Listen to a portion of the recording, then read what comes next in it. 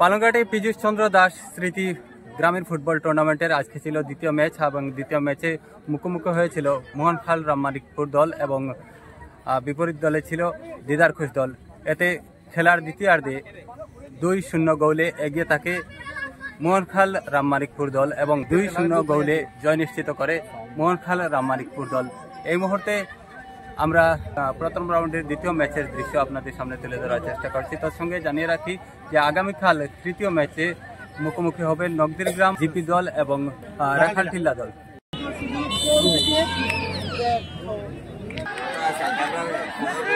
আজ পালংঘাট ফুটবল মাঠে আজকের ম্যাচ সাদা জার্সিতে রয়েছে রামমানিকপুর জিপি এবং নীল জার্সিতে রয়েছে দিদার হাড্ডি একটি ম্যাচ। আজকে দ্বিতীয় ম্যাচে পীযূষ চন্দ্র দাস স্মৃতি ফুটবল টুর্নামেন্টের আজকের দ্বিতীয় দিন, আর এতে দ্বিতীয় দিনে চাপা উত্তেজনাকর একটি ম্যাচ। এখানে সাদা জার্সিতে মোহনখাল রামমানিকপুর দল এখানে প্রচেষ্টা সুন্দরভাবে শট নিয়েছিলেন। জমজমাট একটি ম্যাচ। আজকের এ পর্যন্ত কোনো গোল হয়নি। খেলার বয়স 15 মিনিট প্রথমার্ধে। আবারও চাপিয়েছে দিদার খুশের দিকে মোহনখাল রামমানিকপুর দল। কর্নার শট এখানে, কিন্তু ডিফেন্স লাইন শক্ত রয়েছে দিদার খুশ দলের। আমরা লক্ষ্য করছি যে চাপিয়ে রাখা হয়েছে তাদের দিকেই। এদিকে সাদা জার্সিতে মোহনখাল রামমানিকপুর দল। দুদিকের চাপা উত্তেজনাপূর্ণ একটি ম্যাচ। উভয় দলই ভালো খেলছে। আজকে দ্বিতীয় ম্যাচ পীযূষ চন্দ্র দাস স্মৃতি গ্রামীণ ফুটবল এই টুর্নামেন্টে কিন্তু একটি বাধা ধরা রয়েছে। স্থানীয় খেলোয়াড়দেরকে এখানে প্রাধান্য দেওয়া হয়েছে। বাহিরের খেলোয়াড় মোট 4 জন খেলতে পারবেন যদি দল চায়। 7 জন খেলোয়াড় অন ফিল্ডে থাকতে হবে, সেটাই নিয়ম এই গ্রামীণ ফুটবল টুর্নামেন্টের। এখানে আবারও চাপিয়ে রাখতে সক্ষম হয়েছে। এদিকে দিদার খুশ দল স্ট্রাইকার 6 নম্বর খেলোয়াড় 11 নম্বরকে পাস দিলেন। এখানে ফাউল ক্র্যাশ হয়েছে। রেফারি রয়েছেন ডিএস এর স্বীকৃতিপ্রাপ্ত 3 জন রেফারি। আজকে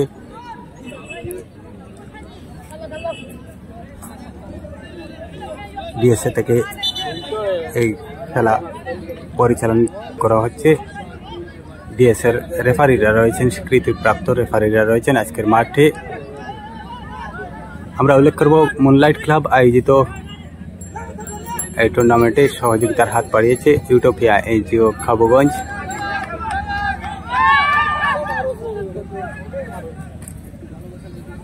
পীযূষ চন্দ্র দাস স্মৃতি ফুটবল টুর্নামেন্টের আজকের দ্বিতীয় ম্যাচ। এ পর্যন্ত কোনো গোল হয়নি। এখানে আবারও চাপিয়ে রাখতে সক্ষম হয়েছে মোহনখাল রামমানিকপুর দল। আমরা পোস্টে থাকবো। এখানে গোল হওয়ার সম্ভাবনা, সুযোগ রয়েছে। কর্নার শট হয়েছে। এখানে 9 নম্বর খেলোয়াড় শট দিয়েছেন, কিন্তু এখানে ডিফেন্স লাইনে আটকে গিয়েছে বল। শট হলো না, বাইরে আলো ডিফেন্স লাইনে।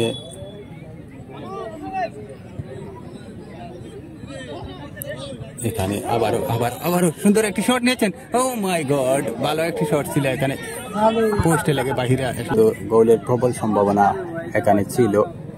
মাঠে দ্বিতীয় মরশুম পালংঘাটের, আর এদিকে দর্শক সংখ্যা ধীরে ধীরে বৃদ্ধি পাচ্ছে আমরা লক্ষ্য করছি।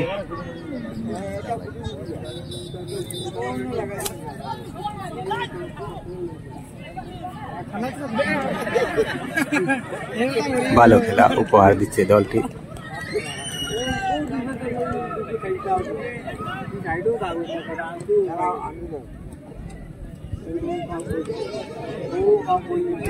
আবার এখানে সুযোগ থাকতে পারে, কিন্তু ডিফেন্স লাইনে ভালো খেলেছেন।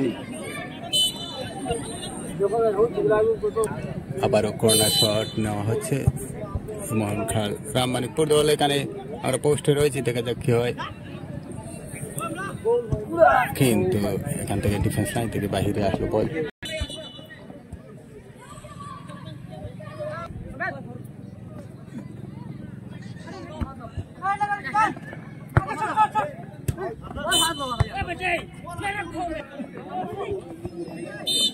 এখানে আরেকটি ফাউল 3 নম্বর খেলোয়াড়ে।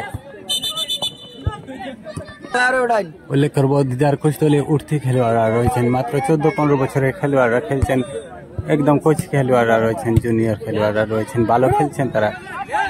এখানে আবার চাপে রাখতে সক্ষম হয়েছে। দেখা যাক, ভালো খেলোয়াড় দেখুন সুন্দরভাবে খেলছে।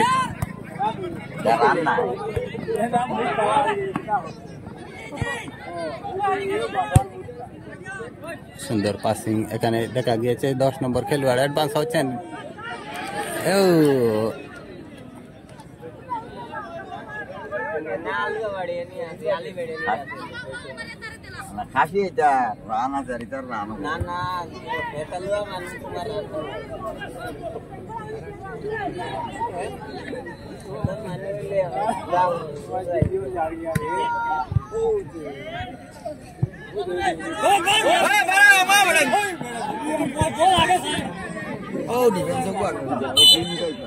এখানে হ্যান্ডবল। এবার খেলার সমাপ্তি 2-0 গোলে জয় নিশ্চিত করলো মোহনখাল রামমানিকপুর দল। আজকের ম্যান অফ দ্য ম্যাচ পরাজিত দলের গোলকিপার, দিদার কুশ দলের goalkeeper man of the match. ফুটবলের আজকে দ্বিতীয়তম ম্যাচ এর সমাপ্তি হয়েছে। আগামী করল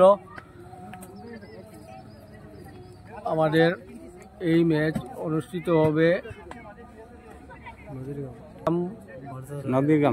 নগদিগ্রাম বনাম রাখালটিল্লা 2 টিমের মধ্যে। এতে আপনারা সবার সহযোগিতা কামনা রইল।